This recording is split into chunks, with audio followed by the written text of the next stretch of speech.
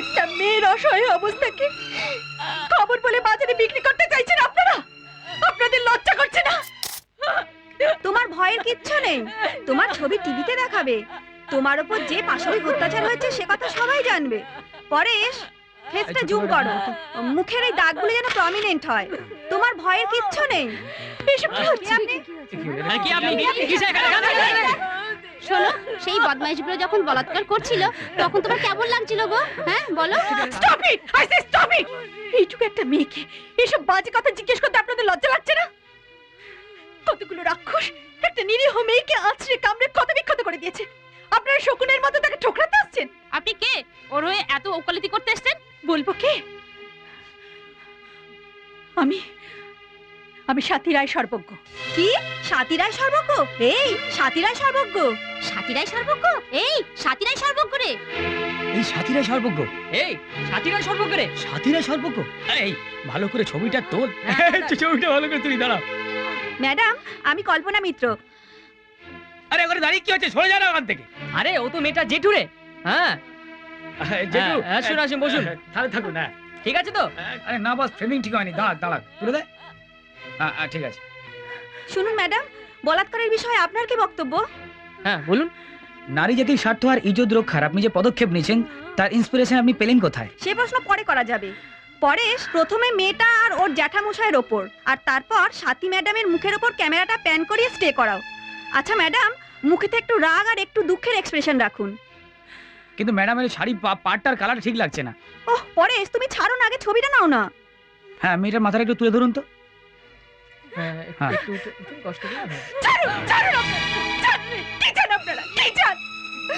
একটা মেয়ের অসহায় অবস্থাকে খবর বলে বাজারে বিক্রি করতে চাইছেন আপনারা?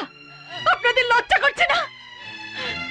একটা ছোট্ট মেয়ের কষ্ট নিয়ে আপনাদের কোনো মাথা ব্যথা নেই, অথচ আমার শাড়ির পাড় নিয়ে আলোচনা করছে। বলুন কি জানতে চাইছেন আপনারা? আর কি জানতে চাইছেন আপনারা? আমি জানতে চাই কিসের ছবি তুলতে চাইছেন? হ্যাঁ, কিসের ছবি তুলতে চাইছেন আপনারা? ওঠাতে পারবেন?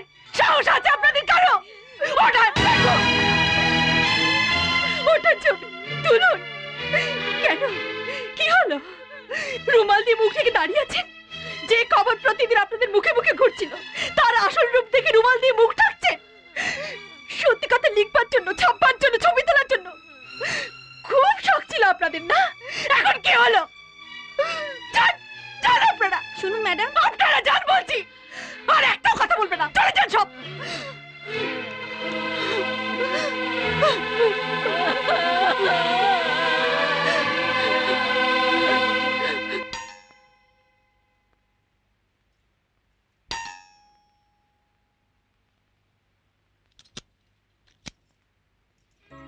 আরে তুমি এসো, ভেতরে এসো। বাইরে দাঁড়িয়ে আছো কেন? এসো। দিদি দেখ কে এসেছে। আরে পার্থ, নমস্কার। তুমি বসো, আমি চা করে আনছি। না থাক, দরকার নেই। স্বাতী, তাহলে তুই পার্থর সঙ্গে বসে কথাবার্তা বল।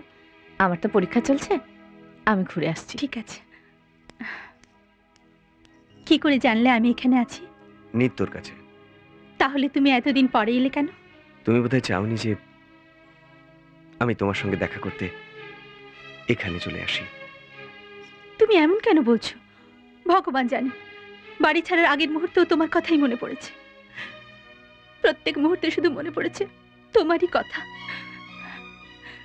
তুমি কেন ভুলে যাচ্ছ? তুমি ছাড়া আমার আর কোনো পরিচয় নেই। এভাবে বাড়ি ছেড়ে চলে আসবে এটা আমি স্বপ্নেও ভাবিনি, কিন্তু খবরটা শোনার পরে আমার ভুলটা ভেঙে গেল সাথী। না, আমার কোনো ভুল নেই। সাথী, তুমি ঠিক করনি। ঘর থেকে বেরিয়ে ঘরের কথা পুলিশের কাছে সব বলে দিয়ে তুমি ওগো, তুমি ভুল শুনেছো। আমি কারোর বিরুদ্ধে কিচ্ছু বলিনি, যা সত্যি সেটাই শুধু বলেছি। যে সত্য অন্যকে কষ্ট দেয়, আঘাত করে, সেই সত্য নিয়ে গর্ব করো না সাথী। এ দিয়ে হয়তো তুমি পুলিশ, প্রেস আর কিছু সুবিধাবাদী লোকের বাহবা পেতে পারো, কিন্তু তুমি বুঝতে পারছো না সাথী, তোমাকে নিয়ে একটা খেলা চলছে। ওদের সাংঘাতিক খেলার তুমি শুধুমাত্র একটা গুটি হয়ে গেছো। এ কার খেলা আমি জানি না, আমি কেবল চাই মুন্নির ন্যায় বিচার হোক। ন্যায়? কিসের ন্যায় চাইছো তুমি? কিচ্ছু হবে না সাথী, এদের কাছে ন্যায় নীতি বলে কিচ্ছু নেই। যে আগুন জ্বলছে জ্বলুক, সেই আগুনে আমার পরিবারকে পুড়ে ছাই হতে দেবো কেন? তোমার থেকে সরে এসে আমিও যে জ্বলছি। তুমি আমার স্বামী, তুমি বলে দাও আমি কি করব?